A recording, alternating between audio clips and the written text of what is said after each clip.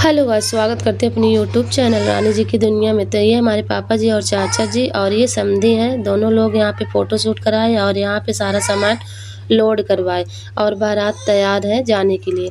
और यहाँ पे हमारे ननद जी को भी मैं रेडी कर दी और यहाँ पे सारी चीज़ें मैं लॉक कर दी, जैसे सूटकेस, पेटी। तो चलिए हम वो घड़ी आ गई कि हमारी ननद जी अब जाएंगी ससुराल। तो यहाँ पे हमारी बुआ और ये हमारी ननद जी हैं, बुआ पकड़ी हुई हैं क्योंकि बब्बा जी हमारे छिप गए थे कि मैं नहीं देखूँगा विदाई के समय, तो वो छिपे हुए थे। फिर हमारी ननद बहुत ज़्यादा, सभी लोग रो रहे थे यहाँ पे आके। और देख लीजिए कुछ इस तरह से बेटी का विदाई, ऐसा लगता है कलेजा ही फट जाएगा यार। बहुत ही ज़्यादा बेटी का विदाई बहुत ही दुख लगता है कि अपनी बेटी को इतने दिन तक पालो पोसो और दूसरे घर भेज दो, अनजान जगह में भेजते हैं और वहाँ क्या होगा क्या नहीं होगा।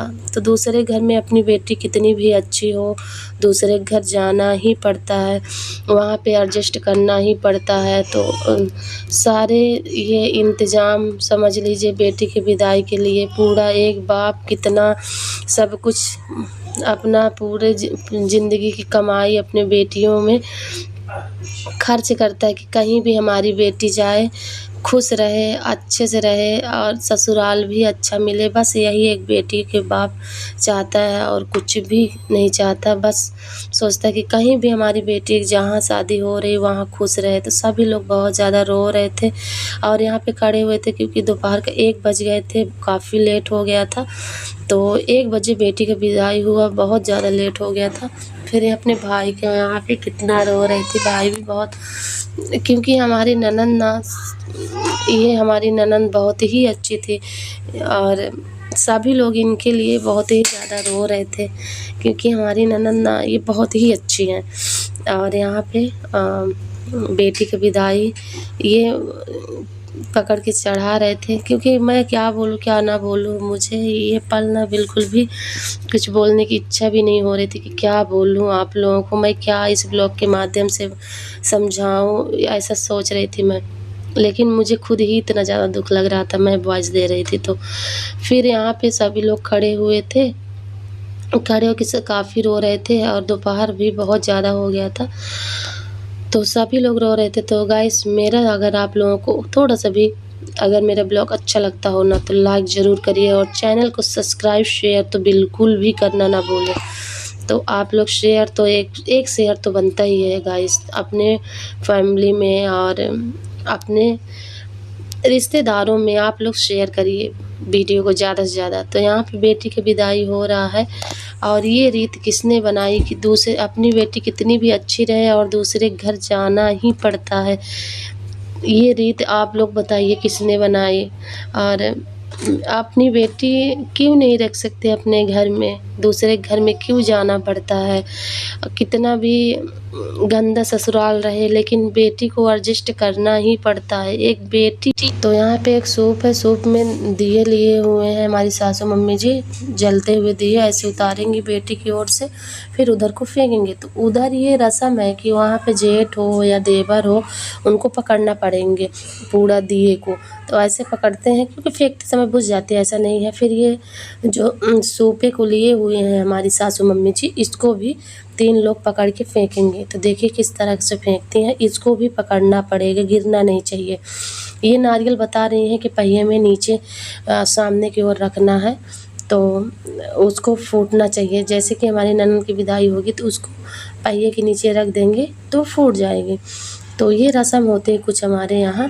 ये दही थोड़ा सा पूरे सूपे में लगाने के बाद फिर उधर को फेंकेंगे 3 लोग। तो गाइस फेंक दिए, फेंकने के बाद क्योंकि अच्छे से शूट करने वाला कोई था नहीं, तो यहाँ इस घड़ी में इतना ही कोई शूट कर दिया, बहुत है, बहुत अच्छा है कि आप लोगों को मैं दिखा रही हूँ। तो यहाँ पे इनका गला सूख गया था क्योंकि काफ़ी ज़्यादा रोए अपनी बहन की विदाई में। तो यहाँ पे इनका गला सूखा हुआ था तो पानी ला के दिए, तो पानी पिए थोड़ा सा और अब चले। यहाँ पे देख रहे थे, तो यहाँ पे ये देख रहे थे कि फिर से इसीलिए इतना देर तक ये गाड़ी खड़ी हुई है क्योंकि फिर से इनका थमन होगा। थमन हमारे यहाँ थमन ही बोलते हैं। आपके यहाँ क्या बोलते हैं ज़रूर बताइएगा। हमारे यहाँ थमन ही, हमारे रीवा साइड आप लोग देखेंगे तो थमन ही बोलते हैं। तो यहाँ पे इसीलिए गाड़ी को रोके हुए, नहीं तो आपको ये विदा हो जाती। तो वहाँ से आदेश आया कि हमें थमन भी लेना है, क्योंकि फिर नहीं बनेगा 2.5 महीने। तो फिर यहाँ पे भाई आके पानी पिलाए। ये भाई का रस्म है, भाई ही पानी पिलाते हैं। तो भाई पानी पिलाए अच्छे से, विदाई का ही समय था। तो फिर आके बोल दिए कि नहीं, ये लोटे को बोले कि ये आपका है, आप रख लीजिए। तो पानी गिरा के फिर ये इधर पीछे साइड रख दिए। इन्हीं का लोटा है, इन्हीं मतलब लोटा पिलाएंगे पानी, फिर ये इनको दे देंगे। तो फिर यहाँ पे भाई को बोल रहे थे कि आपको साथ में जाना पड़ेगा। तो ये है थमन होगा ना, इसलिए भाई को साथ में जाना ही पड़ेगा फिर से बुलाने। तो देख लीजिए कुछ इस तरह से ये रस्म आपके यहाँ होता है क्या, ज़रूर बताइएगा कमेंट में। मेरे यहाँ ये रस्म जिसको करवाना है करवाते हैं, जिसको नहीं करवाना है तो वो नहीं करवाते हैं। तो फिर 2.5 महीने नहीं बनता ना, इसलिए। तो ये देख लीजिए, ये बुलाने साथ में चले गए। फिर से बैक हुई और यहाँ पे फिर से यहाँ पे दुल्हन को उतारेंगे। तो देखिए ब्लॉग में आप लोग, हमारे ब्लॉग के माध्यम से, कि आप लोगों को यहाँ पे क्या क्या देखने को मिलेगा। तो यहाँ पे फिर से ये पानी पिला रहे हैं। अब ये नीचे उतारेंगे हमारी ननंद जी को।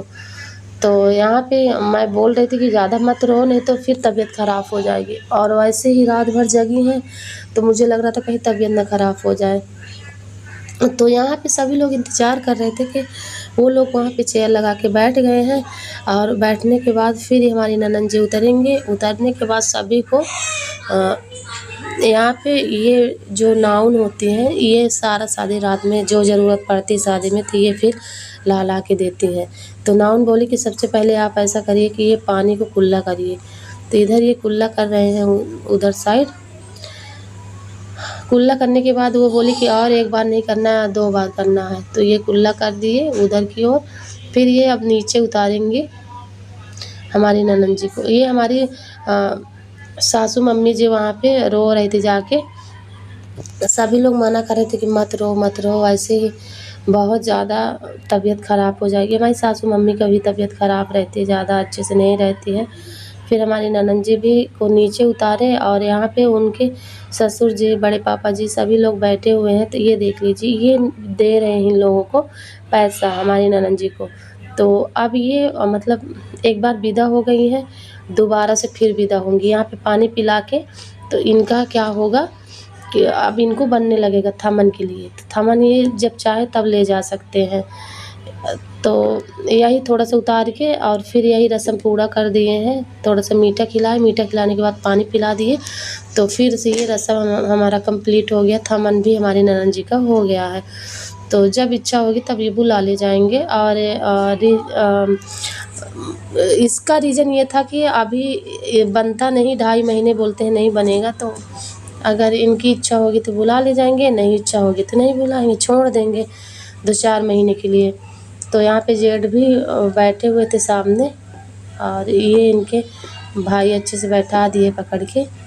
और फिर हमारी ननंद जी जा रही हैं। कितना भी रोए बेटी यार, बेटी को जाना ही पड़ रहा है दूसरे घर में। तो ननंद जी हमारी चली गई। और फिर यहाँ पे चौथी छुटवाने के बाद फिर यहाँ पे गांव की औरतें आती हैं यहाँ पे पूड़ियाँ बनाने। तो यहाँ पे सभी परिवार के लोगों को पूड़ियाँ गिन गिन के देना पड़ता है। तो ये मड़वा तरी शुभ माना जाता है, तो इसको बनाते हैं हमारे यहाँ। आपके यहाँ भी बनाते हैं, कमेंट में ज़रूर बताइएगा। उधर मैं भी खाना बना रही थी और जो परिवार के लोग हैं वो सारे लोग वहाँ पे बना रहे पूड़ियाँ। और मैं आना हमारे इस तरह से परेशान कर रहा था, तो मैं यहाँ पे रोटी खा रही थी अपने रूम में। काफ़ी ज़्यादा कपड़े हमारे बिखरे हुए थे और हमारी बुआ यहाँ पे कुछ बातें कर रही थी, तो ये हमारा रिकॉर्ड कर लिया। फिर आई यहाँ पे, और यहाँ पे हमारी मम्मी जी यहाँ पे बैठी हुई थी। सभी लोग ये मड़वा तरे हमारे यहाँ रस्म होता है कि खाती हैं औरतें, परिवार के लोग। और यहाँ पे टंकी में कढ़ी बना दिए थे, हमारे ससुर जी बनाए थे, मैं नहीं बनाई थी गाइस। और हम पुलाव बनाए थे। तो यहाँ पे हमारी चाची खा रहे थे और हंस रहे थे। और यहाँ पे सभी गांव की औरतें खा लिए हैं। अब चलिए हम लोग भी खा लेते गाइस। फिर नेक्स्ट पार्ट आएगा तो आप लोग ज़रूर देखिए। Bye bye.